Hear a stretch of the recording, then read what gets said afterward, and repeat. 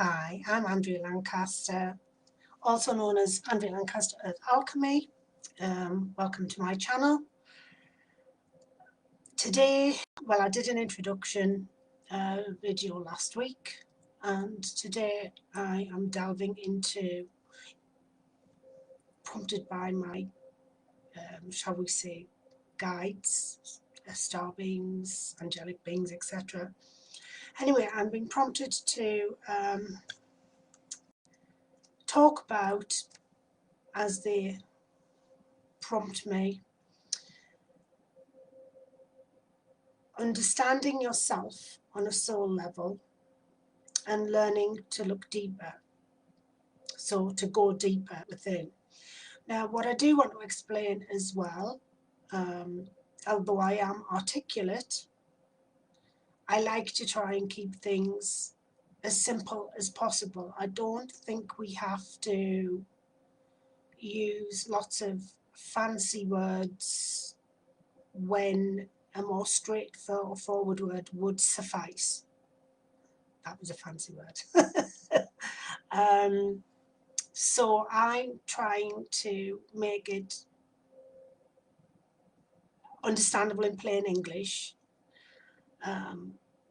so that maybe more people will engage with this and aren't put off by lots of fancy terminology. Although I will use some at times because I won't be able to find anything better, and that if that's what the beings that I'm channeling do say. By the way, when I do channel fully, there's nothing I can do about what they say, and by the way, they don't swear. It's me who swears, they don't. So when I'm channeling, they don't swear. You can tell the difference. Well, mind you, someday I may find one that does, but generally, no, it's me that swears, they don't. Um, they are of a much higher vibration than myself. So anyway, yes, so today they wanted to talk about this. So I am kind of bringing to you some of these ideas to explore for yourself and maybe look into them just a little bit. But it is for you to maybe go and think about that. So they were talking about basically not being afraid to look deeper. Sometimes they were saying we, as a human race, they weren't specifying any others. They were just talking about us as a human race, tend to bypass and avoid anything that makes us feel uncomfortable and difficult. And that is true. I definitely have done that in the past, and I think I probably still do it now. You know, it can be a whole range of things. When there's a conversation that's quite difficult, maybe, and you try and either avoid the conversation or go around the houses to talk about the conversation with a loved one or something, maybe, for example. On the other hand, I could be accused of being too bullish and maybe too harsh and straight to the point with my family. So maybe I should tone things down. Do you know what I mean? I'm getting better, but yeah. So we can be one way or the other. But also, when we react to something, why have we reacted in that way? What is it that's triggering us? So is it something that's showing us a side of ourselves that we don't like? Is it something that we feel deeply passionate about and we have been working really hard to recognize and change in ourselves or help others with? Maybe it's on an even deeper level that we realize that a lot of the human race has these traits. Do you know what I mean? So it's a difficult one. So there's many different angles we can take this from. I'm just looking at the little notes I made here when they would get me to automatic write, because sometimes I fully conscious channel. Although I say conscious, shortly after I have done that, I don't really remember what I've said. But I also automatic write as well, and I just, as in you, what you call straightforward mediumship, excuse me. I also do just pass on what they're saying, but they want us to look at how we avoid feelings of discomfort. So maybe sometimes we realize we're moving away from people, whether that be spouses, you know, boyfriend, girlfriend, etc., friendships, jobs, careers, and we know we are, but we try and fight it. And it makes us feel uncomfortable because the thought of that is that we know emotionally, because we are emotional beings here, that means it's going to set into a process either upsetting someone and upsetting ourselves, which we don't like going through. So if you're breaking up with someone, it's going to either really upset them or upset yourself, or both. And none of us like going through that. We don't like that, do we? We hate hurting others, and we certainly hate feeling awful as well. So there's that. There's also the friendship, when you know maybe you're not gelling anymore, or that you've just got different things going on, and so you no longer are resonating. And it doesn't mean they're bad or you're bad, it just means you're not resonating on that level, you know, each other's levels anymore, so you move on. And it's not because you don't wish them well, but it also makes you feel uncomfortable because you feel like, oh, I hope they don't think I don't like them or anything, you know, I hope they don't think I hate them, or etc., etc., which is a whole other issue. Um, but it does make you feel uncomfortable, because then they may start wondering why you don't want to be around them anymore, or go out for a drink with them and things like that. Not that that's a problem with me anymore. I don't do that anymore. That was something of my youth. I don't even drink anymore. So, but you get me meaning. That person, if they're not, haven't recognized the fact that you are moving apart, they may get quite upset with you and try to cling on, and may not accept either the relationships finish or the friendships kind of over. So it makes you feel uncomfortable because you don't want to go through all of that and all of the, oh, well, maybe, do I make excuses type thing, or do I just come out and say, look, I don't feel we've got anything common, or I feel like you're doing this now and I'm doing this now, you know. We don't like awkwardness, and we don't like confrontation, most of us anyway. So it brings up all of those feelings of worry and anxiety, and oh God, how are they going to take this? And also how you're going to look. That's a big thing, isn't it? Oh, how are people going to perceive me? How are they going to think? They're going to think I'm a really bad person for leaving that person, and they're going to talk about me behind my back and everything. Well, at one point that would have bothered me. Now I'm just, that's their problem, not mine. And if they don't understand where I'm coming from, again, that's their problem, not mine. So I have moved forward in that, but I know a lot of people haven't, and they really do care about what other people think. And you know what? Your life is nobody else's business. If you're not hurting anybody, you're not harming anybody, it's none of their business. So your choices are your choices, and you have to make the right choices for yourself. So again, this is going back to, why would you hang on to something when you know it's not right for you anymore? To save somebody else's feelings, but all that's doing is blocking your energy, blocking your movement forward, and potentially blocking the other person as well, because there could be new friends or new partners or things coming for them as well. Do you know what I mean? So it's a two-way street there as well. But we don't like confrontation. We don't like having to be honest, do we? Oh, we don't like being honest. We can be quite dishonest, can't we? And I don't mean that in a horrible way. I mean in a kind of trying to save people's feelings. And I think we need to be more honest without hurting people, but being honest so we can be honest with ourselves. and go, does this feel right for me anymore? Do I go, oh yeah, I'm going to meet so and so, I'm going out for a drink, or I'm going to the cinema, or I'm whatever. Does it bring you joy, that feeling? If it doesn't, what's going on there? That's the kind of feeling you need to explore. Has the relationship expired? You know, when you're in a relationship with someone, and you used to be really excited about going to places with them and doing things with them and seeing them, and then that feeling goes. Now, don't get me wrong, relationships do go through different stages. The keen as mustard thing, oh, can't get enough of each other, then the nice, and then the you know, that's marriage and stuff for you. But it doesn't mean that's bad, that just means you've gone through different stages. But there are times when you go, I've got nothing in common with that person. We don't want to do the same things. We don't like the same things anymore. We have different sets of friends. You know, we don't even have the same values, etc. Those are the things where it starts bringing up uncomfortable thoughts of having to split up homes, houses, children, finances. You know, everything like that comes into it, doesn't it?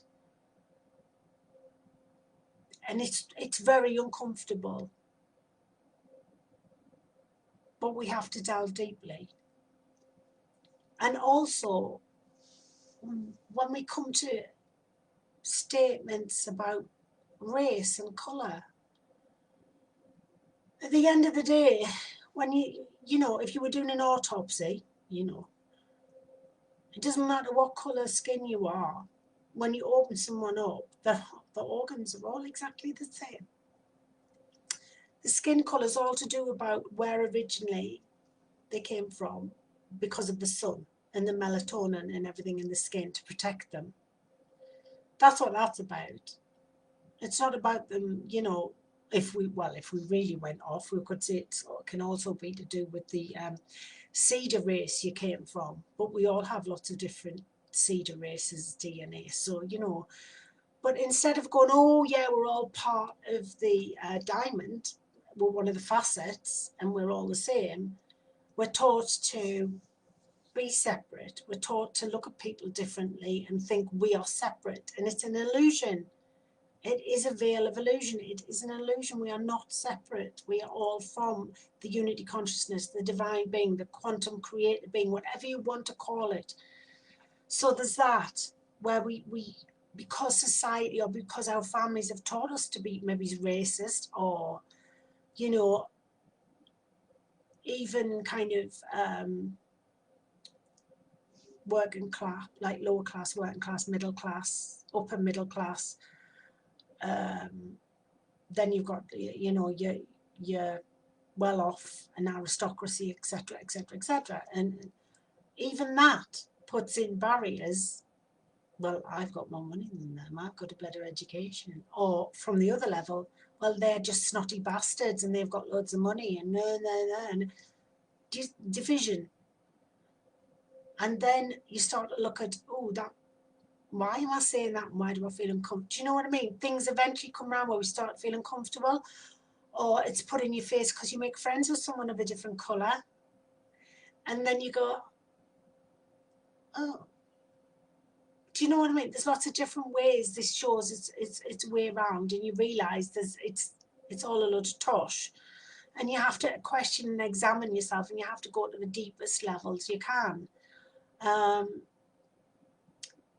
You know, and religion, again, we've been indoctrinated with religion, and yes, it is to control the masses, etc. We know that. But I also will say, you know, it has caused wars. And that's why I'm not keen on religion. I'm not anti-religious, but I'm not keen on religion because of that. But I have also seen that people in those various religions do a lot of good. But it's the person, isn't it? Not the religion. Strip the religions away, it's the person. So it's getting down to, at a level of heart, being sitting in your heart space and allowing yourself to feel these things and allow them to come up and see how they make you feel, and then ask yourself why. Where does it come from? Why does it make me feel like that? That's how we start to strip away the skin like an onion, peeling away the layers and getting down to it, and then really starting to understand that we are energy and we are love, and what really matters and what doesn't matter. And all these false things we've put in the way to distract us. So that's why spirit or guides or star beings, whatever you want to say, ask us to understand ourselves, because that way we get down to who we really are and what we really are and what we're about. And we are multidimensional beings of love, light, and normally good intentions and truth. Normally, for the most part. Sometimes a few get lost, but you know, they still all have that divine spark within them. So if we dare to understand ourselves, that takes us to a certain level, which takes us down, moving towards the soul level, and gets us to learn to look deeper at ourselves. And it's a self-examination. It's not a physical one, it's a spiritual, mental, emotional one, isn't it? And it leads to more and greater awareness and more epiphanies and greater awareness of each other, and more respect for one another, and then more compassion and more love for one another when we do these things. Yes, it is a bit of a rabbit hole, but hey, we're all learning.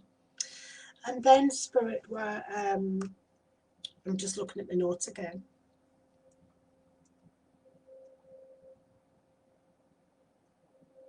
Also, the next question they were saying, why are so many people not exploring their own connection to the divine, to the unity consciousness, to the omnipotent being, to the quantum creator being, whatever you want to call it, as I would say? Why do they rely on what other people say so much? Why do they just take it as given, instead of their divine right to make that direct connection with the source being, shall we say, and get to know the source being and their connection and who they really are and what their connection is and what their truth is and what they find to be their truth, rather than taking it as given that what somebody has said on a pulpit, a rostrum, on a group, on a whatever, is right. And I'll just interject there. In my subscription academy, when I'm talking to people, I'm telling people, I always say to them, sort the wheat from the chaff. Some of the things that I will say will resonate, others won't. So put those in the bin to one side, whatever you want to do, and take the bits that resonate with you and feel right. You must allow yourself to trust yourself in that connection. What feels right and what doesn't. Trust what resonates with you, your gut instinct. That's your higher self saying, yes, yes, that's right. That's right. Another bit's right, no. And that could be just for now. It could be that those bits resonate with you later, because we're always evolving and changing. That's what the ascension process, or the integration of energy, the evolution process, is about. But it might not. But remember, why don't you connect more with your own identity as a co-created being? Because you are a co-created being. You are at one with the divine being, shall we say. So there needs to be more of that than just listening to what people say and just taking it as given, instead of exploring that. I mean, fair enough if it all resonates and it really does sit well and sits right and it feels right. It feels right in your heart and your solar plexus, and it just totally resonates. But if it doesn't, if there's parts jar, and you go, do research on that. And personal research on how that makes you feel. Again, why does that not feel right? Go off and read some books, Google something on those kind of ideas, and you may find the answers why, or you may find it's something else. But make your own connection and find your own truth. Remember, as I said, we are basically shards, different shards of the one, of the monads, and the monads are part of the omnipotent, the unity consciousness, the divine being, whatever. So we are all one. So that shard is having its own experience. You're having your own experience, but your truth may feel slightly different and be slightly different to the next person's. And that doesn't mean it's wrong, it just means at the time that's what feels right. But don't be afraid to explore it. Do not be the person who follows everybody else blindly. That's how you get into trouble. Be a critical thinker. Engage, not just your brain though, and your ego. Be careful of ego, although it is there for a reason. Engage your mind, but engage your heart, your intuition, your knowing. And that way you will find your own truth and your own answers. And then the other thing, again, looking at my notes,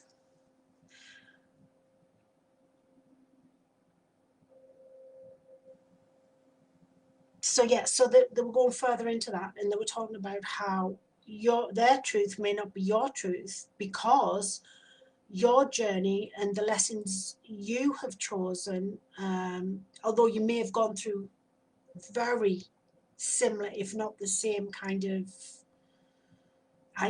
ordeals or upsets or traumas or whatever, you may have chosen that trauma for a different reason to the person you know, or that person who's talking about it. Maybe there was a whole other set of reasons you chose that to experience something else rather than what they are talking about. So that's why it's your own personal truth as well, which leads you to the bigger truth and the all-knowing, all-seeing, etc. So remember that your earthly incarnation that you chose, if you want to call it your blueprint or whatever, may be an entirely different set of reasons to the next person's. So that will have a different slant on things as well, even though you may have gone through the same kind of trauma. So that's why it's important to explore your own connection, your own feelings, your own intuition. And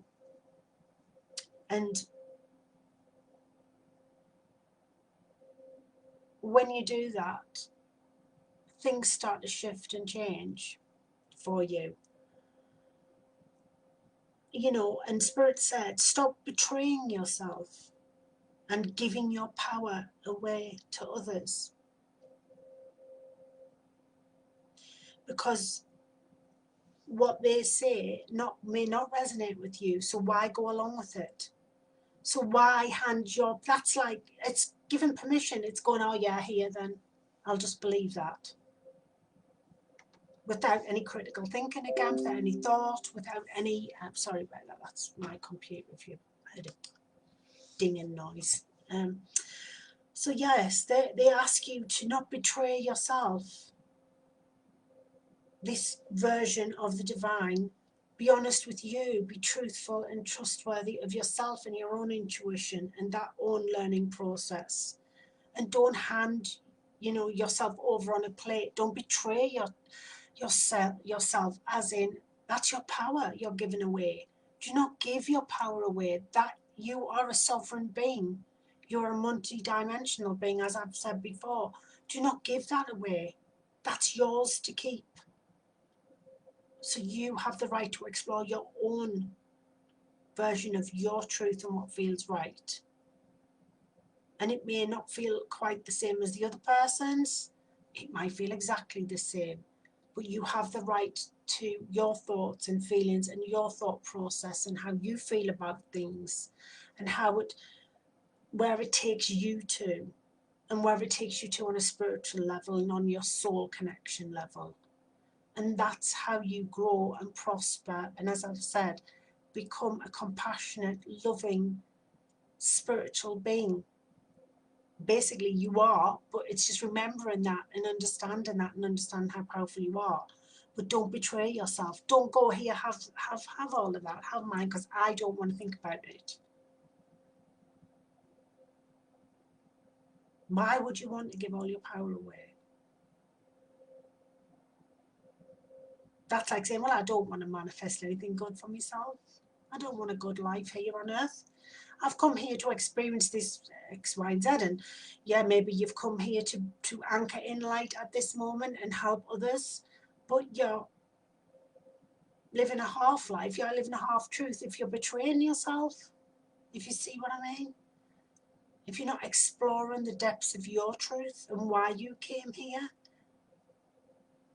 and your understanding of the truth and what resonates. So it's very important that you don't give that away and trust yourself. That's what, shall we say, the higher beings wanted to bring forward today. Those questions, those things to ask yourself, those things to look at. Lots of food for thought, certainly for me. You know, lots of different things to think about there. It's very interesting because we do still see a lot of people, they find it easy to cave in and give their power away, or just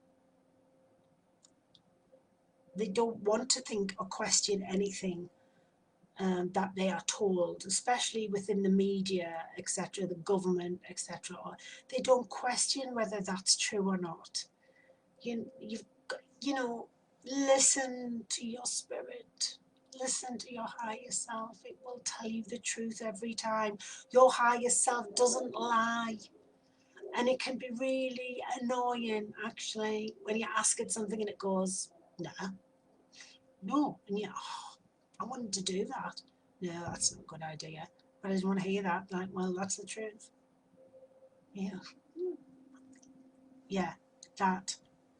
And sometimes they'll go, yeah, go for it. Get on with it. You know, your higher self will help you, and it doesn't lie. Once you are connected with your higher self, that's your compass. That is your soul compass. That is the way forward to help you navigate this earthly existence and any other existence, really. But that's your compass. That's the most precious thing you can have here. It helps you so much. But not many people pick that compass up and use it. Instead, they defer to friends. What do you think? Oh, well, this person on the telly said this, and oh, they said that, and oh, well, you know, I've been told this, or, you know, they don't engage with that internal compass as to whether it feels right or not. They don't engage with the angelic beings that are there to help them, their guides that are there to help them, etc. Who are so just waiting for you to say, yes, please help me. Please help me understand this. And your higher self's going, come on, ask me, come on, I'll help you. And that's what it's all about. That compass is precious. Use it. Every day, use it. As I'll say to lots of people when, you know, they're, because I do help people develop their mediumship and psychic abilities, etc. I do run those kind of classes, but that's by the by. I always say trust. You really need to connect deeply with yourself and learn to trust yourself. Trust is the big thing. So thank you for taking the time to tune in and watch this video. I hope in some way it may help or may trigger some things for in a good way for you to think about and process and understand, and or you may have been thinking the same thing. So anyway, thank you. for taking the time. I do appreciate that. I will be on again, if not this week, then certainly next week. But I do aim to come on twice a week with channel messages, etc., in various different shapes, ways, and forms. So thank you once again, and I do appreciate you all. Many blessings. Namaste.